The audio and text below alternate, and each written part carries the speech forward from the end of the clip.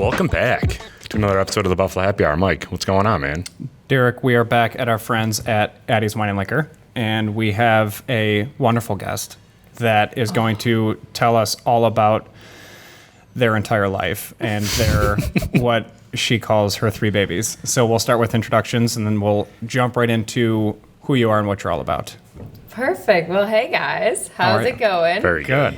I am Claudia Hoyser. Thanks for having me on. And I can't wait to tell you about my whole life. Yeah, I mean, you had so far so much go on and something very recent. So do you want to talk about what just like released literally 3 days ago at this point? Sure, because I'm just bursting, so excited to finally be talking about this. I just had my debut album come out. It's called Red Lights Turning Green, and I've got a little copy of it here so you guys can check it out. We have been working on this for quite some time. Feels like a lifetime, but then again, it almost feels like we just got started on it now that it's here and in my hands. But we started working on this probably 4 to 5 years ago. Wow. And during the time it took to come up with this album, all these other things started happening, which prolonged the process, but we just kept writing and recording and things kept getting better and better. And then we had some other things happen that pushed stuff out. But by the time this album came through, now we have all of this to talk about and all of these exciting things going on. So it's just been one big party lately. But yes, this just came out on June 25th, and I'm so excited to share it with everybody. Red Lights Turning Green. Where can people find it? They can find it everywhere you can stream music. Okay. Spotify, I love to point people towards that because we're trying to get everybody to add it to their Spotify playlist as much as possible. But Apple Music, YouTube, we're doing lyric videos on YouTube for all the songs and slowly but surely releasing those as the days kind of go on here after the rollout. So that's exciting. So music was first before everything else. Well, yeah, that's how it started. Like, I have just been singing my whole life. I always loved to sing, always knew I'd be doing it in some way, shape, or form, but kind of thought it was going to be more of just a hobby for me. I always separated the idea of singing and a real job. Sure. So I just figured I'd go off after college and get my big girl job. And then when I had some time on the weekends, I'd be recording YouTube videos in my bedroom and just hoping that some people would follow along. But while I was at school, I was introduced to, actually it was over the summer. I came home from school for a summer and I was introduced to my now manager and producer, and things just kind of took a turn. I ended up doing my internship for school at the music studio. Oh, sweet. And so where I was getting away with fulfilling my communication credits, we were also writing songs that ended up being placed in films on Netflix.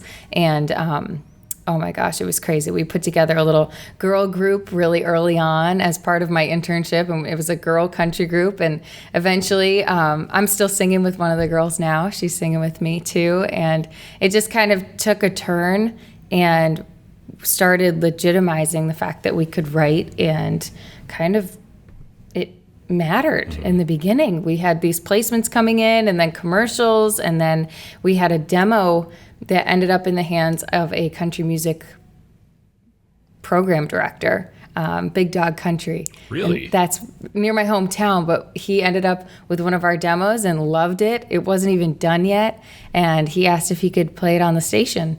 And we were like, we're not going to tell you not to play our rough mix song on your station, but I was freaking out because it wasn't done.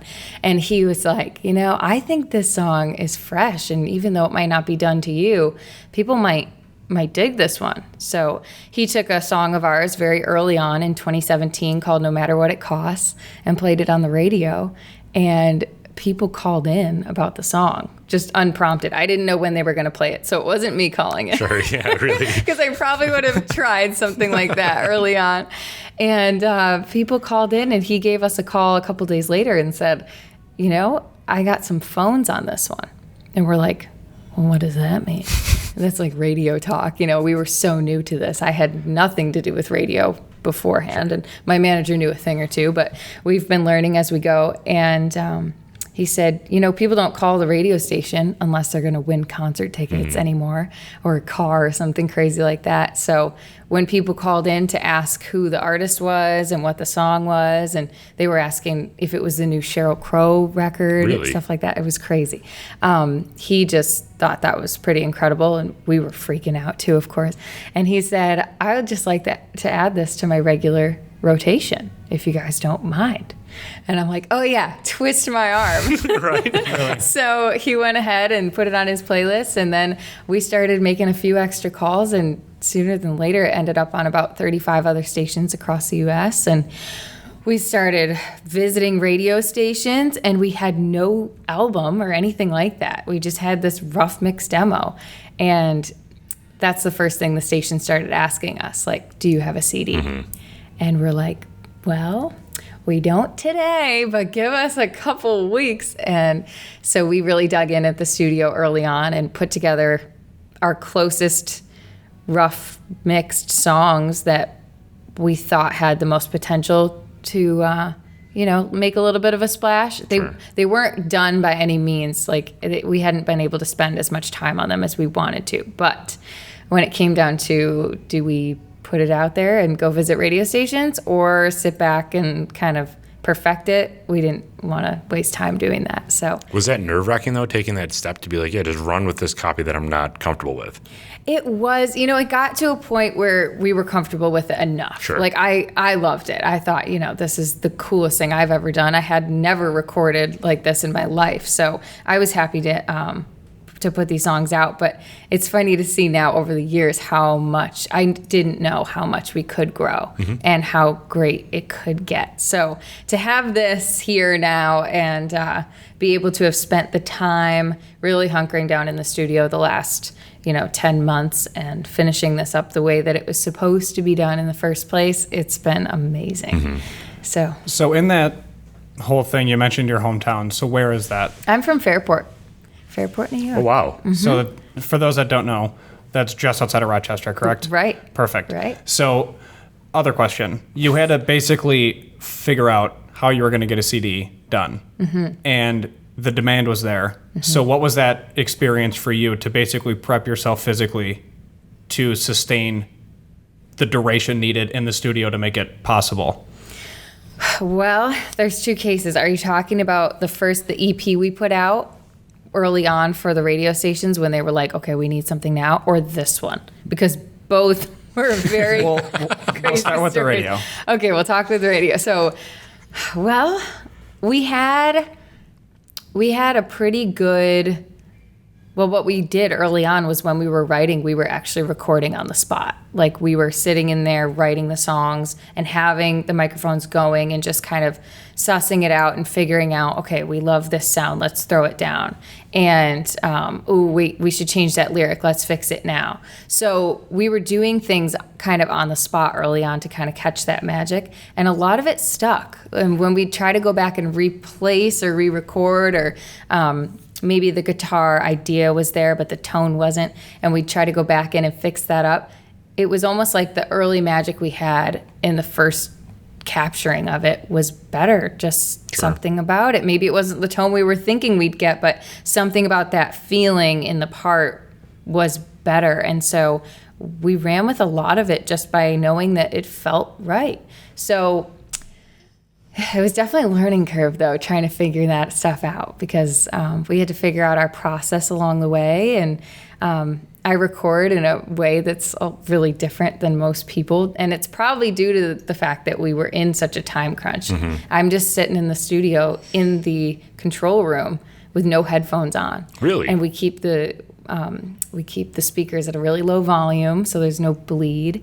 And I just kind of sing along right in there, where most people would be in a separate, most people would be in a separate room with headphones on. And I think it was just part of me learning my sound and being right there in the control room. And my manager and my co-writer and I, same person, Tony Gross, we were working out my vocal approach and things like that, and it just helped me to be right in the room. So those are definitely things that while we were recording the EP, I was figuring out along the way. Is there a recovery period or in between takes, for lack of better terms? Were you just crushing honey and drinking tea? Like, It happened over an amount of time that I didn't have to do anything crazy like that. Gotcha. The things that start to get a little crazy where I'm like, okay, I might need a little recovery period is after we started working with the full band and taking the show out and doing real shows. And, that's a lot different than an acoustic style show. Oh, sure. And so my voice has definitely gotten stronger over the years, and now we're ready to take this thing out. We just had a full band show. We played a festival weekend with Travis Tritt in Leroy on June 25th. So it was actually my birthday, my co-writer's birthday, the album release, and this festival weekend at Jam at the Ridge. So it was a crazy week last week. Well, happy belated birthday. Thank to both. you. Yeah, Thank you it's so awesome. much. that's a huge deal because that's a large name Yeah. to work with. There's also you probably know her, Jill. She's also from Buffalo, and she moved down to Nashville, and she was also involved in that show. Awesome. Free shout out. But, Awesome. Yeah. Yeah. What's her last name? I'll get with you after Okay. because I don't want to on camera butcher it. So I'll let you read it. We'll check it out. yeah. That sounds good. So, did we really even talk about what style of music you do? Well, it's absolutely country music. Yeah. And that's a whole nother thing, being from upstate New York. So, okay. This is a widely discussed topic. We haven't really gotten into it yet. I love country. I grew up listening to country. That's a lot of my life. However, there's a difference between country music and Western pop, and that's what I call it. Because what you hear on like our local 106.5 is not necessarily what it used to be when we were younger by Exactly. any means. So like the old school George Strait, like old school before alcohol became a thing with Toby Keith, and then like Alan Jackson, those people, that's what I always grew up with as understanding is country music. And then now, like Luke Combs, I'm okay with, but like Kane Brown, Florida Georgia line, I struggle there. Yeah. And I think that's my line. How do you feel? And where would you put yourself? Not to I cut you off. enjoy it all. I really do. I love the modern country. Over the last few years, we've been doing a classic country cover once a week. We call it Hoyser Country Monday. Where on Facebook, we do these covers of these classic songs. Like you're talking about, we did Alan Jackson, Johnny Cash, and Dolly Parton, Loretta Lynn. And that has really shown me so much appreciation for this old school sound, which when I was younger, I did grow up listening to 90s country, of course, and my grandparents were always pushing the old-timey country. And me and my sister would be like, oh my God, turn off the twangy banjo music. I don't want to hear one more nitty-gritty dirt band song. Oh my goodness. And now that I'm older, I'm like, okay, thank God they played me all those songs because that's what stuck. That's what, when I get some free time and I just want to turn on the radio, that's what I'm listening to. So I would say that I am smack dab in the middle. Like I'm pulling from these organic country sounds and very storytelling driven. Yeah, like you're going down the Chattahoochee. Yeah. Oh, there we go. Chattahoochee. Yeah. So everything, the lyrics matter so much. It's all about the song. It's all about making sure the story makes sense for us. And pulling in, we're only using real instruments and no auto tune at all. It's been very cool to be able to do that because I know that a lot of people in my situation, they go down to the studio, they're in there for like one weekend, and then it's all fixed up at the end of the day. Sure. And that's it, and that's what you have. And I've been able to be in there every single step of the way, just kind of crafting the sound and figuring it out as we go. And it really does have a lot of old school country elements to it. Whereas I'm hoping that the modern country listeners will gravitate towards it because it does have some youthful character to it. I've got my whiskey in one of the songs and they're all true stories that have happened either to me or my friends, and it's relevant. And I don't know. I think it fits with modern country radio and pulls from those organic roots, which you kind of see a divide right now in country music, where there's a whole bunch of new young listeners that are leaning more towards that real sound. And that's where we fall. Yeah. That's incredible. Thank you. So your other baby, you're producing a lot of things, Yes. right? So you're tired. So Yes, but there's coffee for that. Yes. So that's basically the perfect segue. Where did this whole thing start? This started almost, I could even say that the coffee started before the music, because I've been drinking coffee since I was like a little kid. My grandma would sneak it into my sippy cup with, of course, lots of milk. So anybody listening out there that's freaking out that I was a child drinking coffee, I had lots of creamer in there. But yes, there was a little coffee in my sippy cup when I went to grandma's house. And when I started visiting the music studio for the very first time, my manager had this thing going on at the studio called the GFI Espresso Club. So it's called GFI Studios. And I was a huge coffee lover. So when he was telling me about the GFI Espresso Club, I'm like, that sounds like a club I want to be a part of. So we never did anything at the studio without a pot of espresso or a pot of coffee before everything. And the GFI Espresso Club was basically the idea that people came together in the studio and made music and memories over pots of coffee. And I was like, this is the ship I want to be on. Like, put me there. So coffee's just been one of our things from the very beginning. And these videos that I told you about, the Hoyser Country Monday videos we've been doing once a week, we tied them all together by putting a vintage espresso pot in all of the videos on Facebook. And then they went viral. So we've had over 120 million views on the series on Facebook, and they all have a little coffee pot in them. So people picked up on this like really early. We would hide them, so it was almost like a Where's Waldo for people to come and be like, where's the coffee pot? Yeah, I gotta give my manager the credit for that one. He's like, let's keep putting the coffee pot in there. I'm like, people are gonna get sick of seeing the coffee pot. But then it became like this really cool thing. And if I didn't have one in there that was very obvious, people would be like, where's the coffee? And so people started to, rightfully so, associate me with coffee. And I was out playing a show one night, and pretty close to home. It was in Irondequoit, New York, a little place called Addys Tavern. Awesome spot. And the owner of the bar came up to me and said, hey, I've been following along with your videos. I've seen the coffee pot. What is this all about? I told him how much we love coffee, never do anything without it. It's just one of our things. Seriously, can't find me without some nearby. I have a water bottle here today. It's got iced coffee in it. You would never know, but it's got iced coffee in it.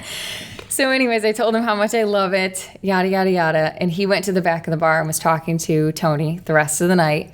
And I could see them just scheming in the corner of the bar. I'm like, what's going on? I could barely focus on the words because, you know, when just somebody's talking about you and you're like, okay, what's up? And you can tell because they're like oddly peering at you. Yeah, like I see them looking at me every once in a while. I'm like, what's going on?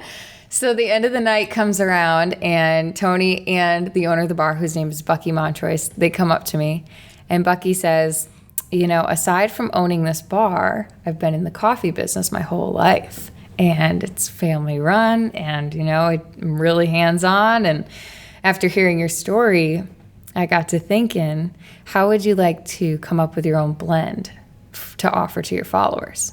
Your own blended coffee. We got to try to figure out how we can do that. Yeah, I was really, like, who do we got to get what? to know? That was the coolest thing ever. I'm so jealous. Yeah, it was crazy. I'm like, okay, that's the coolest thing I've ever heard, but I don't believe you. Because people say stuff like that all the time, like, oh, I've got a friend who blah, blah, blah. And you're like, oh, okay, cool. I'm never going to meet that person. And then it really came true. The next week, he was coming out to the studio with beans from all over the world, different roasting devices, grinders I've never seen before. And we got to actually pick out our own special blend of coffee. That's wild. Did you like flip out Yes. when all of that was around you? Because that's literally been your life since you were little. And then it's all there. Yeah. And it was just something like I never saw coming, and something I also never thought, you know, I would get to do. And it was so much cooler than, like, it's not like I just put my name on a perfume or something. Right. It was like we got to be so hands-on and taste test everything. And at first when I found out I was going to, like, design the bag and stuff, I was kind of like, let's just put something in there. Oh my God, let's get this going. And then when I realized everybody's going to see my name and my face and then try this stuff. Right. It can't just be average. It has to be something that one, I could drink forever and never get sick of. I can't be caught dead with a Dunkin' Donuts or Starbucks Yeah, or seriously. something. And so we took our sweet time really taste testing like everything. It took a while to get a perfect blend going. But when we finally found this roast, it's like, we call it an artisan roast. It's got Tanzanian peaberry beans in it. It's so smooth. It doesn't stick on your tongue. It's really nice, like acidity-wise, and just love it. So we did all the coffee snobbing so that nobody else would have to, and they would just hopefully enjoy this. What is your palate normally like before you created your own? What did you go to, either whether it was like Starbucks or Tim Hortons or Folgers, Maxwell House? Like, what was your go-to before that? Well, to be honest, I'm somebody who really likes to try new things all the time. Cool. And that's where I thought I was going to run into a hang up, because I was like, I can't get sick of it. I would try something, I would be the customer that would go to the store and just grab a new bag because it looked cool and hope for the best. And then if it was bad, I'd just grab a different one.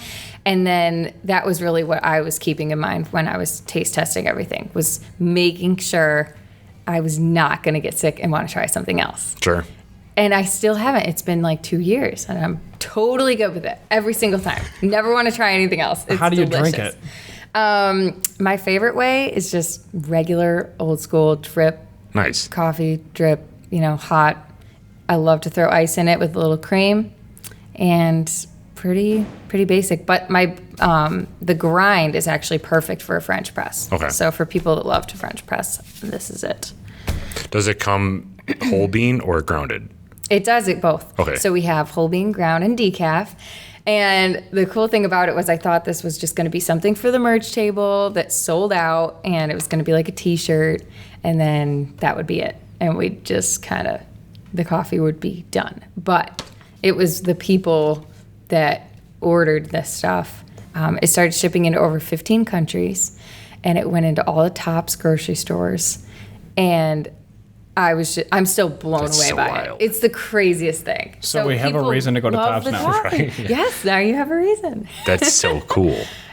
It's been awesome. So the coffee's huge. Yeah. Favorite way is just regular drip and iced, and you can make some pretty mean like mocha frappuccino things with it too, if you want to get fancy with it. Sure. Absolutely. I mean, to me, French press is fancy. Oh, yeah. And to other people, is. it's just like a way to make coffee. It is. And when people were stuck inside, I think people got a lot more experimental, and we started seeing like whole bean go up, whereas before it was like ground all the way. Well, you had time to make it. And then all of a sudden it's like, oh, people have time to like play and sit around and take pictures of their French presses and put them on Instagram. And I'm like, this is perfect for me. So it's fun to see the war between whole bean and ground people. Because I like to see who's out there and who's drinking it and how they like to enjoy it. So I tell everybody to tag me, Hoyser Country on Instagram and Claudia Hoyser on Instagram with their coffee pictures. There you go. So you said that you get tired of flavors quickly. Are you thinking about doing another type of blend, or are you sticking with this, or is that not on the table yet? Because you literally are swamped with everything. For the Buffalo Happy Hour, I'll give you a little inside scoop. So we are taste testing different flavors, because this is just an original. Sure. This is like the go-to. Never get sick of. But we are taste testing some flavors right now, and possibly I'm looking for the eyes of approval here. Okay, we're hoping that in the next few months, or I don't know exactly how long, so I'm not going to give you a good time frame, but we have designed and been working on K-cups. So Nice. for the K-cup people. That's huge. There's no time frame because it just gives her more time to taste. Right? Yeah. Exactly. Yeah. We're not going to rush the process. I can't We're rush just the gonna drink process. all the It's coffee. got to be great, because if one thing I've learned is that there's a chance it could really stick around. So Well, I've yeah. got to just make sure it's right. Yeah, I mean, that goes with the album too, and like your music career, and now this is like, it was kind of just an idea, and now it just exploded. Right. How do you balance both? I mean, we're not even at not the even whiskey here yet, yet. but these two, like, how do you even balance what your priorities are for? Because both of them are equal success. Yeah. I think that the only reason I'm able to pull it off is because I truly care. Like, I really care that this coffee is delicious and amazing, and that people are appreciating the brand and following along and telling me about their coffee moments, and it ties in so well to the music. Like, people will message me and be like, good morning, I'm sitting here drinking my coffee, listening to Red Lights Turning Green, and we're having a picnic later and blah, blah, blah. So it's all about just creating moments and memories and like with parts of Hoyser country. Sure. So whether it's the music or the coffee, I'm there for it, like all the way. That's awesome. And I think that's the only way I've been able to prioritize. And the fact that they go hand in hand, like, you know, I can be drinking coffee while I'm doing all the music stuff, and it just works out really well. There's that, but I also think you have the right mindset going into each endeavor out of the 3 children that you have. Thank you. 3 products, because I think now, in the last, I don't know, I would say like 5 years, it actually started to take off, but there's so much more focus on supporting local and then supporting quality. Yeah. So, especially in our area, and even all the way across to Albany, people are literally saying, if they're local, I'll give you a mortgage payment and just buy everything you're doing. I'll give you the time of day, and I'll care. And then you're approaching it with, yeah, it could be sustainable. It could be around a while. Obviously, I'm passionate about it. However, if it's good quality, it'll actually work and be worth it. Right. So there's that business aspect, but then also just the personal aspect behind it, and that's what basically enhances it to make it that much more relatable, because you're not forgetting like what you're about and then where you're from, which is huge, especially now. Right. I've had people come up to me and be like, "Oh, you're Claudia Hoyser. You're the girl with the coffee," and they didn't know me for the music at all. Sure. And I happened to be like playing there that night, and they're like, "Wait, you have a coffee?" I'm like, "Yeah." So it's really cool. I think that does help. Is like I care about each thing individually, and hopefully it traces back to me, and people are going to know that I'm just I'm very genuine about the whole thing And authentic, right? So that's been pretty cool. And I Sure. think that if I were all just gung-ho about the country music, I mean, there could be people that love coffee, and there's major coffee people out there that might not like country music, but it's still great coffee. So in that aspect, I'm very like, I don't know how to say it. I mean, I guess I just care that it's quality, Sure. and whether you're a coffee person or a country music person, and then hopefully we would get along just fine. There you go. And then now to that third aspect of it, which is how we got introduced to you, is the whiskey. So, Yeah, you guys have like another couple hours you can talk about this. Yeah, seriously, we would love do. to. So what? Again, you have so much going into the country music, you have so much going into the coffee, and then you're like, you know what? Let's just do a whiskey. So what was the thought process behind doing a whiskey in general? And then we'll get to the coffee aspect of it after. Right. Well, once again, just like the coffee, it was not really my idea. Like, I loved coffee, but I didn't say, I want to come up with my own coffee Sure. today. So we had some fans out in Idaho, and they reached out because they had been following along since the original demo that I told you guys that landed on country radio by accident. That was 2017. They'd been following along for that amount of time with the music. They started drinking the coffee when that came out. They'd been in touch a little bit. They'd sent some like videos of them just hanging out with their friends and listening to the songs. So we'd heard from them a couple times before, just as these fans out there. And they came out of the woodwork about 2 years ago now. We've been secretly working on this stuff. And they said, we've been following along with the music and drinking the coffee at work. And oh yeah, we have a distillery out here in Idaho, and we would love to do something with your coffee if you'd be interested. And I'm like, well, doesn't this sound familiar? And it was just one of the coolest things because, once again, never saw this coming. But once again, I would totally, as long as I loved it and my manager and co-founder of all this stuff loved it, and it was something I could really get behind, I was like, yeah, let's try this out. Sure. So we started taste testing and working on the recipe, and at first, it was really strong. Not gonna lie, I was like, The whiskey was or the coffee almost like was? a moonshine. Oh, okay. You know what we were trying to put together, and it just, I was like, I don't know. Let's keep tweaking it. So we went back to the drawing board, added a little Madagascar vanilla bean in there, and our friends out there at Centerfire Distillery in Idaho, they've just been amazing at crafting it with us from such a far distance. We've never even met in person. Wow. So it's been amazing, and hopefully we're getting out there very soon for a visit now that we finally have all of this going on. But this finally came through, and the way that you said you wanted to just get into the coffee in a minute, but I'm going to segue it Go for it. So the way that the coffee paired well with the whiskey, it was almost like it went from almost being a moonshine with whiskey taste to a vodka with a whiskey taste and to a coffee whiskey that just was completely blended, like so smooth. It's 70 proof and you wouldn't even know it, which could be a little dangerous. It's an after dinner drink, so Sure. it's sweet. Gotcha. If you guys, have you tasted it? No. Oh my God, we're gonna have to break it out. Hell yeah.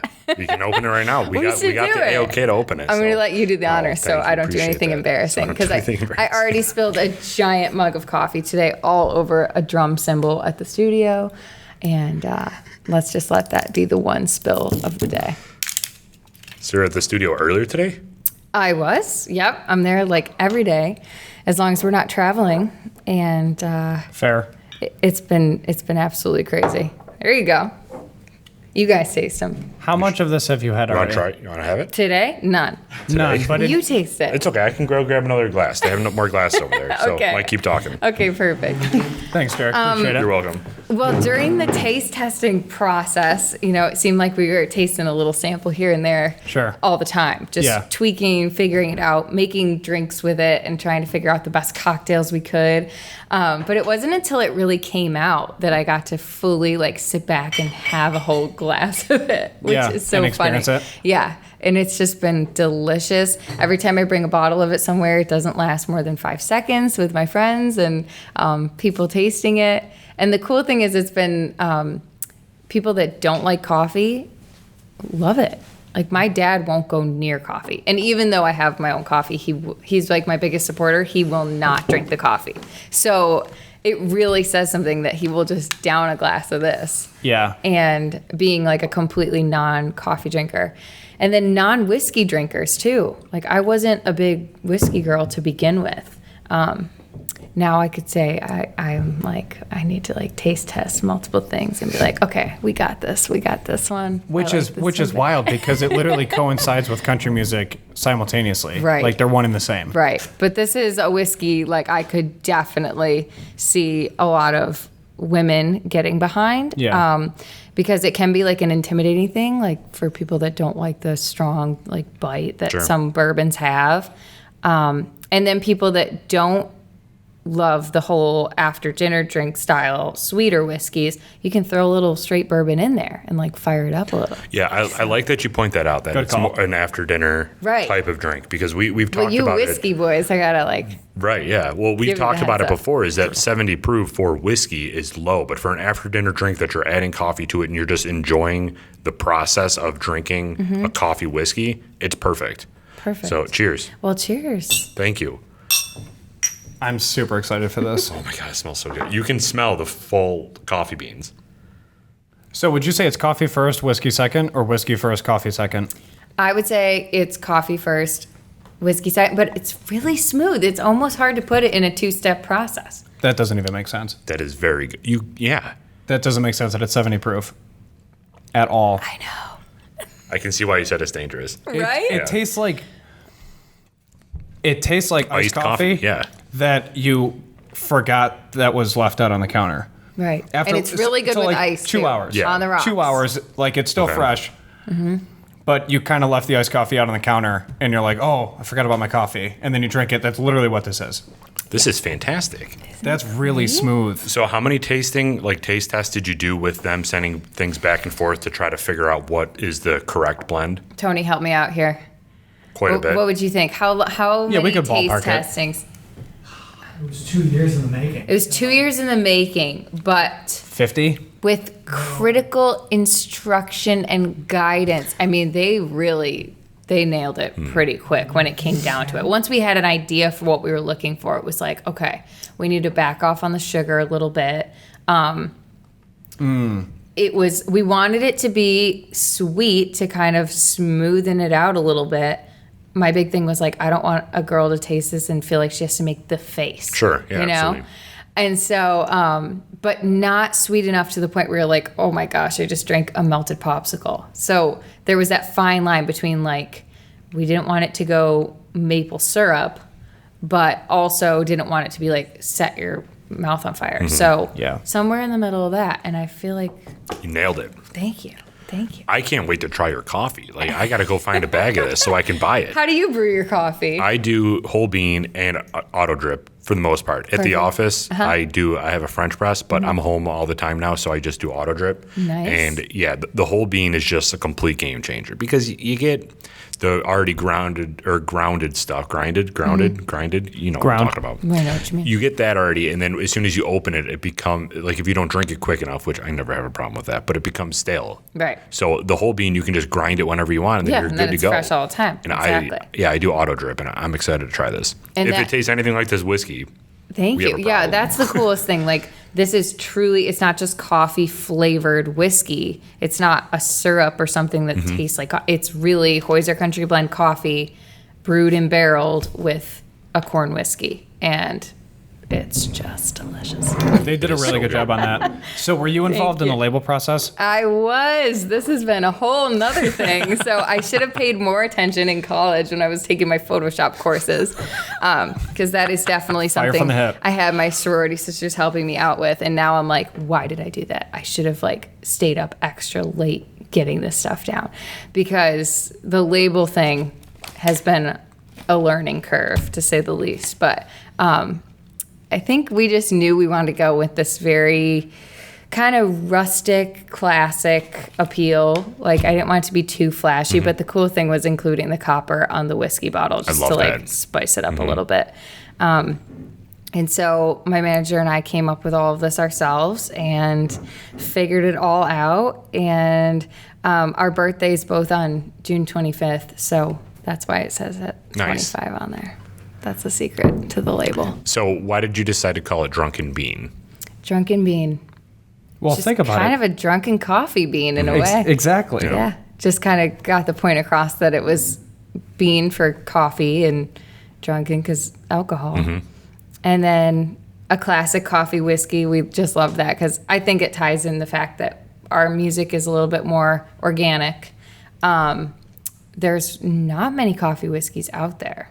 Right. So there's No. like one other one that I know of that I've never even really tried. We've only had 2 on our show. Yeah. two on total? your show? Yeah. A coffee whiskey? Yeah. Yeah. Oh, cool. Well, 1 coffee whiskey, and then there was a coffee liqueur, which, you know, ain't de Yeah. facto, Yeah. but it's fine. How would you compare this to a coffee liqueur? I want to ask you guys because you've had a Coffee liqueur bunch. for sure. This is, with this being a whiskey and not a liqueur, it adds that oaky, even more vanilla, even though you said that you added the vanilla in there.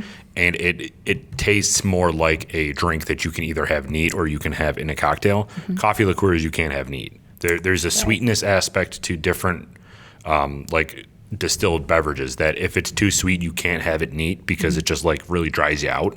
I think that this is over that line, and it's just perfect to have neat or with a cocktail. And we're messes. Yeah. So we're total disasters. So we've had the liqueur neat because Yeah. we do everything neat. Yeah. Like we Okay. drink coffee black. Yeah. We drink whiskey and scotch neat. So it's hysterical. But for this, I know, because obviously that's going to be on a shelf in my house. So when people come over, they're going to probably add ice, and I'll just be like, okay, whatever. But it's okay because then it'll literally be iced coffee. Yeah. Right. I do love it with a little ice on there so it's chilled. Yeah. But it's our favorite way straight up. But that was a whole nother process coming up with the cocktails because obviously it does like the coffee cocktails and, Sure. you know, coffee martini, chocolate martini, caramel, whatever, mocha drizzle, whatever, all that stuff so easily that we were like, what else can we do with this that makes it more like a summer drink besides throwing some ice in it and just drinking it straight up. And we found that it pairs very well with citrus, which is kind of shocking. But early on in my studio days, I learned during the GFI Espresso Club that you put a little lemon on the rim of your espresso cup and Oh. it cuts the bitterness of the espresso. And so it kind of then started making sense that why this coffee whiskey would taste good with citrus. So, makes a very mean drunken margarita. Oh, okay. Throw in a lemon squeeze instead of lime, triple sec, tequila, drunken bean, sugar on the rim instead of salt. And it's like a tangy margarita dream. Nice. Delicious. With coffee flavor. Yeah, with coffee flavor, which sounds so weird, but you just got to trust me. Responsibly. Responsibly. Responsibly. And lemonade.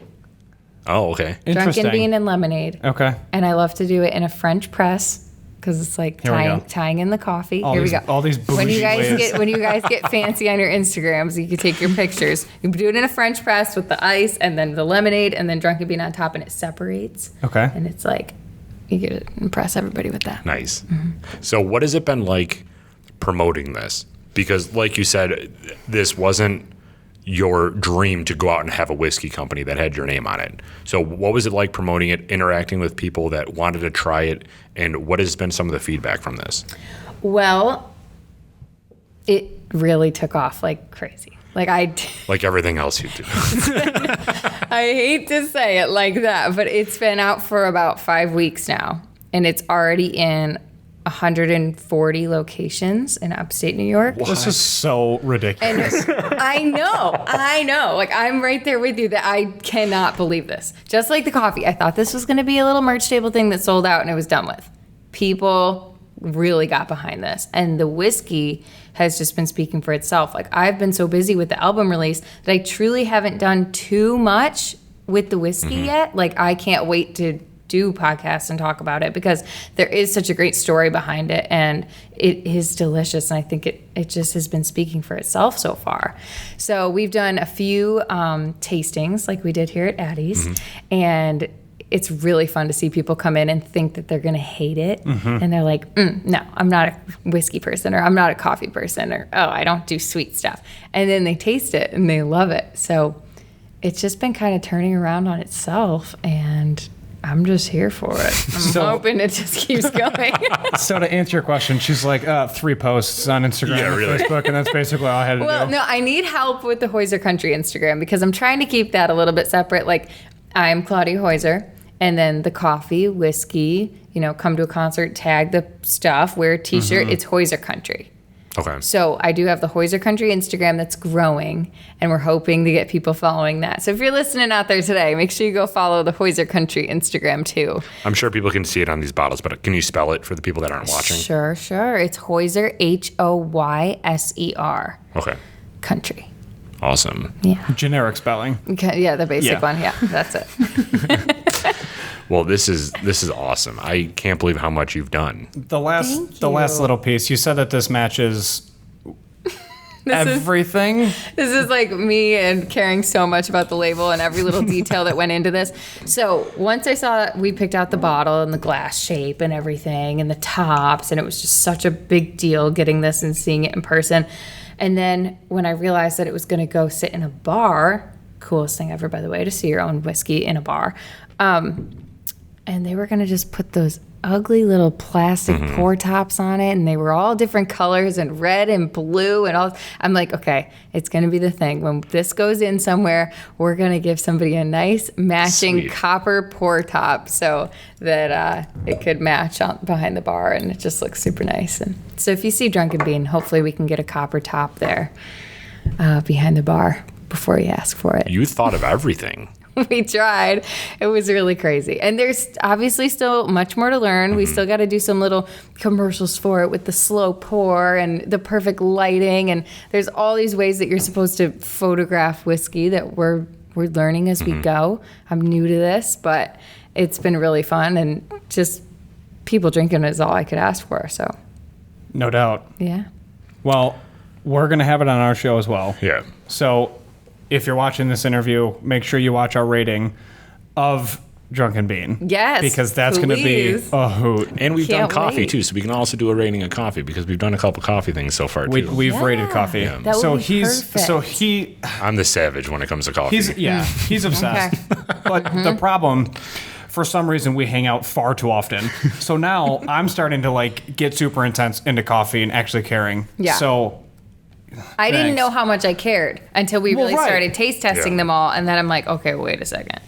I have to figure this out. So like figuring out what my palate was and what I was looking for in a coffee, because there's people that like the light and thin and airy and fruity ones that are like watery color, and then there's people that like the dark chocolate, robust, Robusta beans, all that.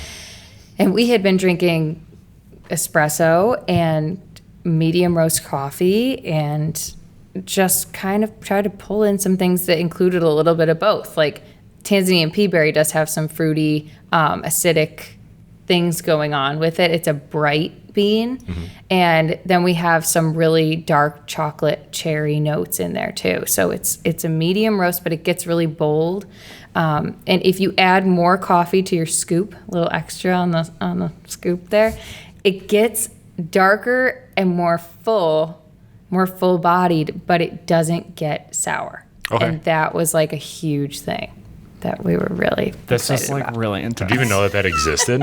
If you add too much, it gets sour. It could get like just like burnt Yeah. and sour and gross tasting, and it doesn't. I haven't experienced that, but I've experienced like the froth film on top. Yeah. Is that what you're talking about? Or Yeah. is that something totally different if there's too much?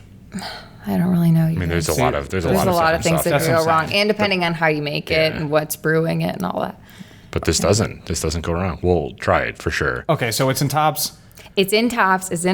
It's on Amazon. It's on HoyserCountry.com, where I do also have my CD available now. We did make real physical copies of this thing, even though most people don't have a CD player in their car anymore, but you can get it. I was And actually distraught that they like removed them from vehicles. I don't have one in my car. I'm like, I can't listen to my own Listen to my own CD. stuff. Yeah. So I'm Would like, you ever do a vinyl? oh yeah. I'm hoping. Well, that let me know because I we will can buy get that one because going. that's all I listen to. So Very cool. yeah. Very nice. I love vinyl, and I just collect them at this point because I Awesome. mean that's something that our previous generation used to do is collect vinyls. I want to do it. Yeah, you're like 95. At heart. Correct. So, are you already working on a new album, or are you just like, dude, don't even bring this up right now? Oh no, we can definitely talk about Okay. it because we had over 200 songs to pick from. Okay, And that's interesting. we had to choose. I pushed for 14. So it's kind of a longer record, actually. So there's 14 on it. There's 14 songs on this, and we had over 200 songs written because I told you guys that we've been working on this for about 4 years. How do you come up with 200 songs? Because they all sound different, right? They do. They all sound different. Because it's not like you're Disturbed where everything sounds the same. I don't know. I think it was just that I never really thought I was going to get to like write songs and make music as a career. Right. And then when I met my manager and producer, he kind of was a little bit done with it, like producing new artists and stuff. And when he met me, we just kind of clicked, and he's like, if I'm going to do this one more time, I Sure. think we're going to just, let's do this for real. Like, we're really going to do it. So all time in the world. I don't think either of us have slept in like 5 years, but it just made this type of little magic that all of a sudden we were writing like crazy. And I think it was just my early on excitement that I was going to actually get to do this, and his like, okay, let's do one more time. And it just made this amazing duo. And we just have co-wrote all the songs on this album. And some really good ones very early on, that some of them we resurrected and brought back and fixed up to make the record. And some of them we just didn't have the time to do that, but have been like our first loves since the day we wrote them. So there's definitely a couple for album 2 that I know already have a spot. And we do enjoy writing very much because it's almost like therapy. Sure. Like once you get going with all this stuff, it's like tough to actually have time to sit back and write. So I know there's going to be plenty of new ones coming out. But there's a few that could have made this album that are going to either be on the vinyl There you go. or album number 2.